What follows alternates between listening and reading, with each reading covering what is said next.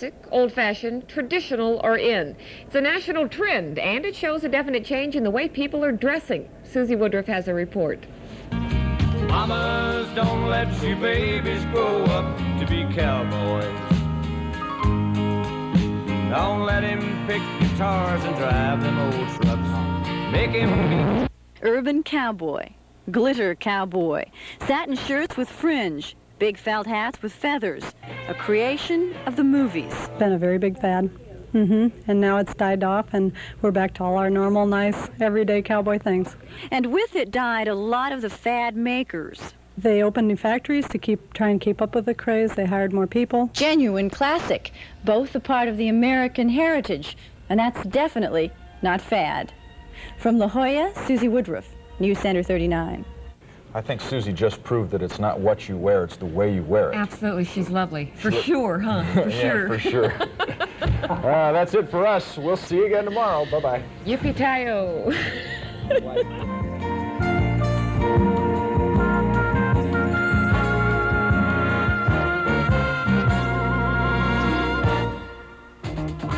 There were...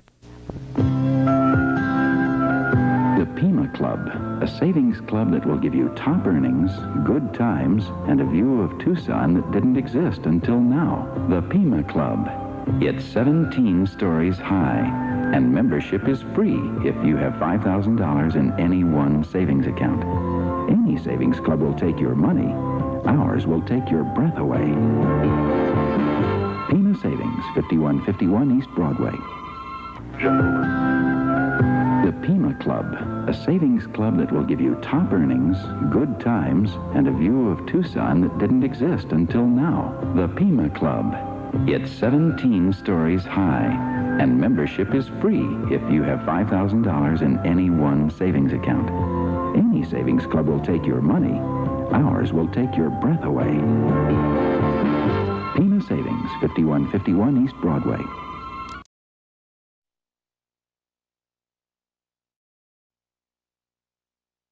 I'm Suzi Woodruff. Record crowds at San Diego's tourist attractions this weekend. Right, Shamu? Details at 6:30.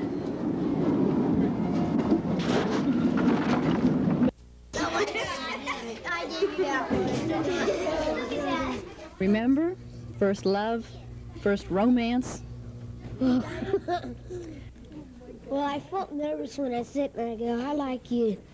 Tradition has it when you're in love, you can't sleep, eat, or think straight. But that's not how it really feels, these third graders tell me. I felt really terrific. She lives right next door to me. That's how I found her.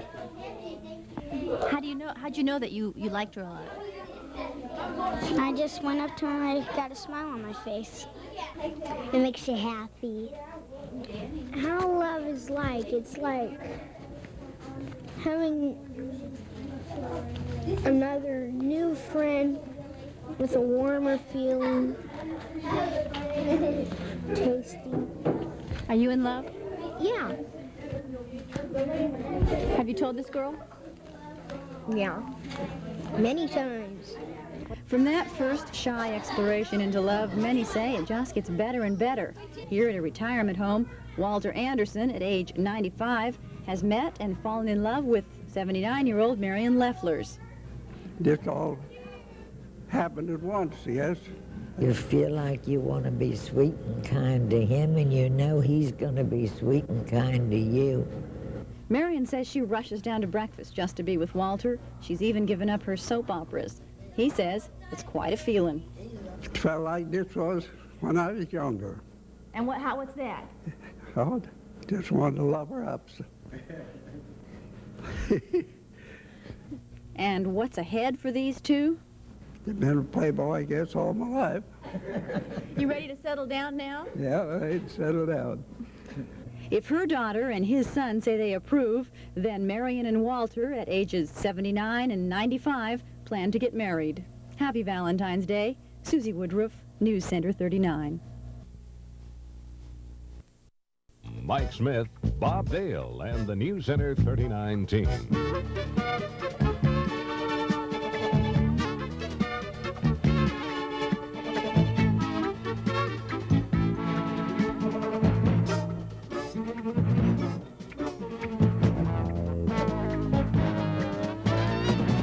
mask robbery this morning. It happened at a bank in Claremont. It looks like the second one pulled off by a band of robbers. Suzi Woodruff was at the scene. She's back in the news center now. Suzi? Paul, those inside the bank were told to get down on the floor or they would be shot.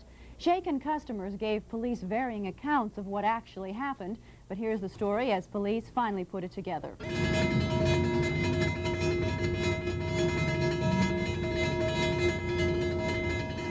4 or 5 men in dark ski masks burst into the Wells Fargo Bank on Balboa this morning. Accounts vary, but eyewitnesses say one robber carried what looked like a Thompson submachine gun. He told customers to lie down or be shot. Then the other men, waving revolvers, jumped over counters to clean out the teller stations. I just grabbed hold of my little girl and my baby and pulled him down on the floor, and my husband, and he sat there and watched it. I told anybody that if they stuck their head out the door when they left, they're going to get it blown off. I was inside and they came running in. I thought, you know, some guys just came in, and then a guy pointed the gun around. I just laid on the ground until they left. And when they left, I tried to follow my truck, but they got stopped at Balboa. During the confusion, one customer outside the bank asked a man sitting in a car what was going on. He turned out to be the driver of the getaway car. There were people running, and I was asking what was happening, so I asked the driver, I said, what's going on? He snarled at me, so I took off running. Can you describe him? He had a mustache, sort of short. I think he had black hair. I wasn't too sure. I didn't. I was running by the time he snarled. Did you say that people were dressed strangely? Yeah. He had on red garden gloves with polka dots, and his clothes didn't match. He seemed like a pretty weird person. Robbers got away with an undisclosed amount of money. Today's robbery is almost exactly like one at Bank of America in Pacific Beach last Wednesday. In both robberies, the leader carried what looked like a Thompson submachine gun. The other men had revolvers. In both, they told customers to lie down or be shot. In the Pacific Beach robbery, 3 of the men wore Halloween masks. One wore a ski mask. Today, all had dark ski masks. Last week, they drove an older car. Today, they had a brand new Chevy with stolen tags. The FBI is developing photographs of today's suspects. Paul? Thank you, Suzi. You're looking at the scene of a plane crash near Gillespie Field. It was a single-engine plane. It just made a crash landing moments ago east of Gillespie Field's landing strip. Suzi Woodruff is in Newscopter 39 right now with a live report. Suzi? What we have is a no-injuries accident. This single-engine Cardinal Cessna 177 was on final approach to Gillespie Field when the pilot radioed he was having engine trouble. He was able to bring the plane down just east of Highway 67 right here at the intersection of Pepper and Graves where we're hovering in Newscopter. He was about 150 yards from the pavement of the taxiway. It looks like the pilot was headed either for that patch of grass you see right in front of the plane or the road just beyond when he dumped over that, what you can see is about a 5-foot-high brick wall, nose down. It looks like he made a pretty soft landing, and if he'd been able to go just a few more feet, he would have probably made it just right without damaging the plane. Again, we have no injuries. We are told the pilot walked away. He possibly had 1 passenger on board. Both escaped injuries. The plane belonged to the All-American Flight Center here at Gillespie Field. We're checking with them now to see if we can get a name of the pilot for you. We'll perhaps have that a little later in the newscast. Paul? Thanks, Suzi. Once again, that plane crash about a half an hour ago near Gillespie Field. Now, as we told you at the top of the program, a single-engine plane crashed near Gillespie Field just about an hour ago. Suzi Woodruff had an aerial report from Newscopter at the top of the show, and now she's on the ground with an update. Suzi?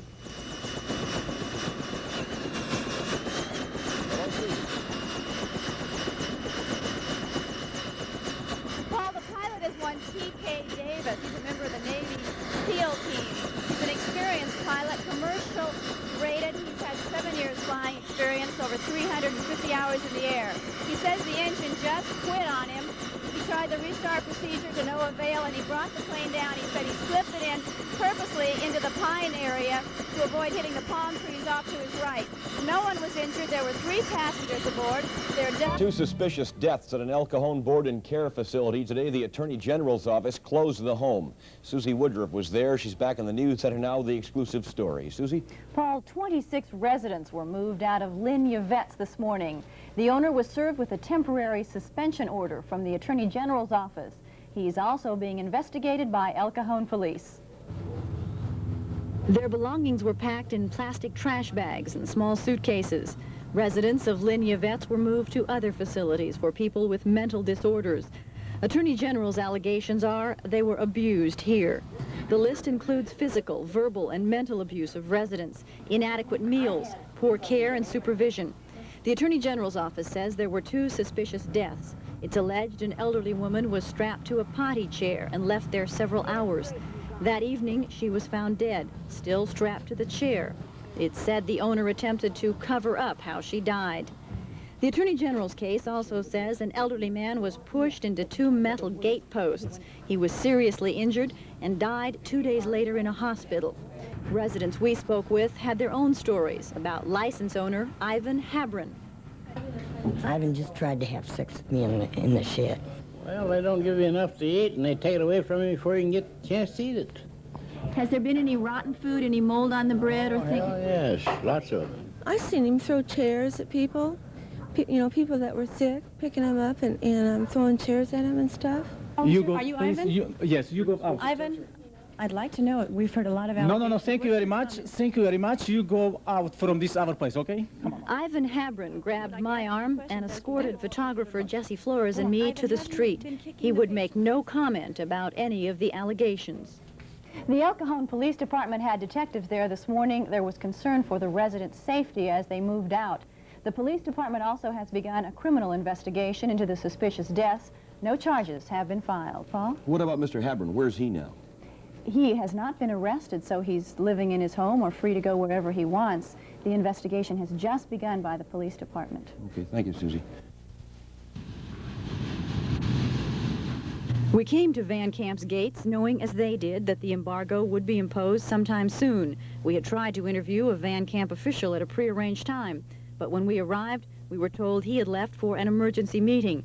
We then tried to talk to other Van Camp officials at the cannery about the embargo and deliveries of tuna from Mexico. A Van Camp official, at least he claimed to be an official, he would not give me his name, told me they had not gotten any tuna deliveries from Mexico and were not expecting any today. However, sources inside the cannery told us 3 deliveries of tuna from Mexico had already been made this morning. After we had been there about 10 minutes, a truck from Mexico pulled up to the gates. Es tuna fish. ¿Tuna? Sí, es tuna. ¿De México? Lo traemos de México. The Van Camp official had said earlier if we saw any trucks from Mexico, he could almost guarantee they were only returning empty containers. Van Camp sent a security guard to make sure we did not look inside. He said, don't take the tarpaulin off of the bins in the truck. The driver and our camera verified the truck was carrying Mexican tuna. 2 more Mexican trucks, also carrying tuna, pulled in within 10 more minutes. Our source inside the cannery said 20 trucks were expected today. Our question, why the denial? We then talked with the man who had left for that emergency meeting earlier in the day, Van Camp President Richard Atchison. We were there, an official came to the gate and said no deliveries. There would be nothing from Mexico, and while we were there, trucks came in from Mexico full of tuna. He may simply have not known they were arriving. He said he had checked with the top office. I don't know. Can you imagine why? I mean, is there anything he would be trying to protect or any reason for him to do that? You're undergoing a line of questioning that I'm really not interested in talking to you about. Are you still receiving tuna from Mexico right now? I don't know what the cannery is receiving today. Do you have any qualms with receiving tuna from Mexico prior to the embargo? I'm not interested in continuing this. When we turned the camera off, Mr. Atchison told me he was rushing tuna through to beat the embargo. He said he brought in 600 tons of tuna today. According to him, Van Camp processes only 5,000 tons of Mexican tuna a year, so that 600 tons is a major shipment. From the Embarcadero, Suzi Woodruff, News Center 39. Mamas, don't let your babies grow up to be cowboys. Don't let him pick guitars and drive them old trucks. Make him... Urban cowboy, glitter cowboy, satin shirts with fringe, big felt hats with feathers, a creation of the movies. Been a very big fad. And now it's died off, and we're back to all our normal, nice, everyday cowboy things. And with it died a lot of the fad makers. They opened new factories to try and keep up with the craze. They hired more people, and now a lot of them are cutting back going broke. And make no mistake about it, the folks who'd been wearing genuine Western clothes for years didn't like for a minute the image the urban cowboy was painting of them. John Travolta happened to wear it in the Urban Cowboy movie. And after that, the normal, everyday cowboy wouldn't wear it.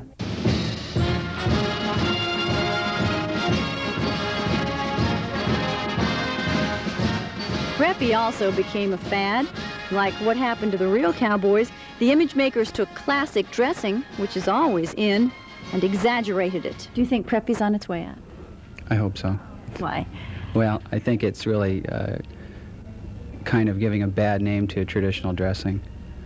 And why is that? Well, they're making a fad out of something that's been around for so long and kind of creating a bad image.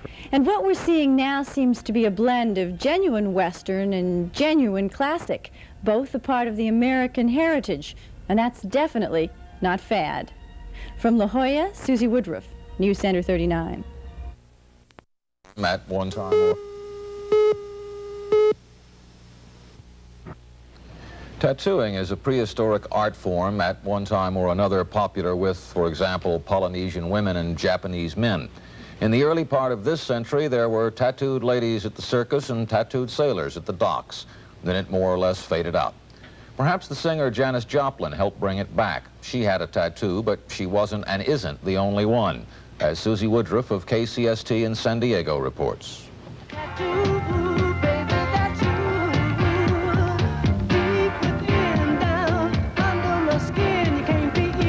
Getting a tattoo's always been macho, something new military recruits do to prove their manhood, a dare, an act of bravery of sorts. Not anymore. Women have invaded the tattoo parlor.